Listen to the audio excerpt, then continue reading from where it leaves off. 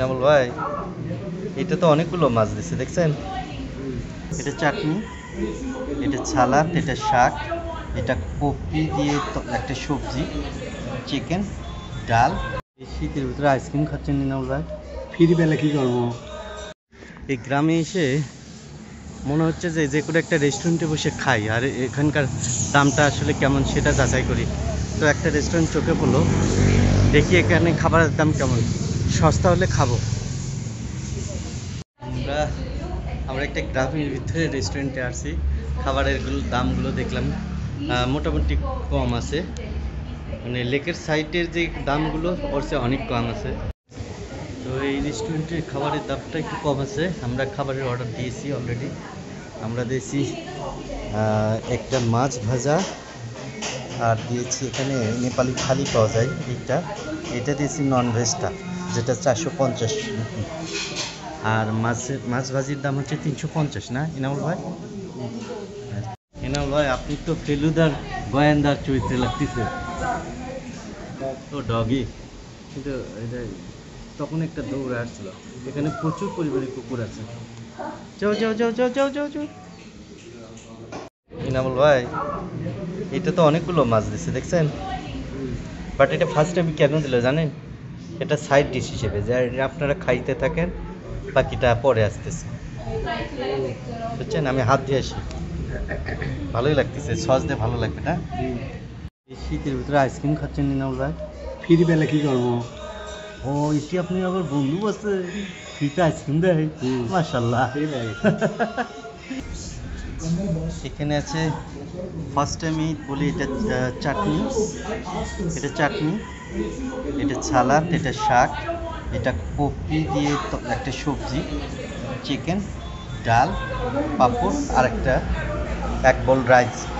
এই হচ্ছে নেপালি থালি। এটা কিন্তু নেপালের একটা ট্রেডিশনাল খাবার। তো নেপালে যারা আসবেন চেষ্টা করবেন নেপালের ট্রেডিশনাল খাবার খেতে। প্রথমে শাক দিয়ে আমি খাবারটা ট্রাই করব।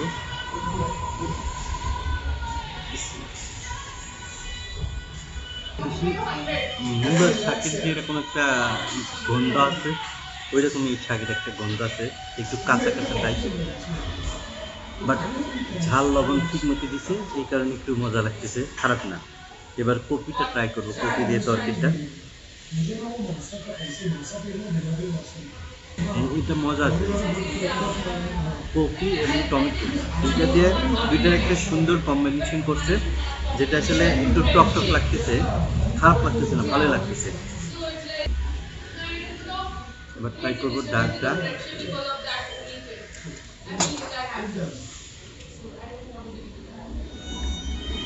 এটা ওই যে মাসকালাইয়ের ডাল, সম্ভবত মাসকালাইয়ের ডাল, আরও কিছু ডাল, বিভিন্ন রকমের ডাল মিক্স করে একটা ঘন করে, মানে গ্রেভি স্টাইলের একটা ডাল।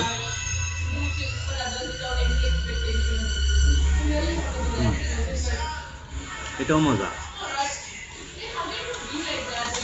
এবার একটু চিকেন ট্রাই করি, চিকেনটা কেমন সেটা দেখি।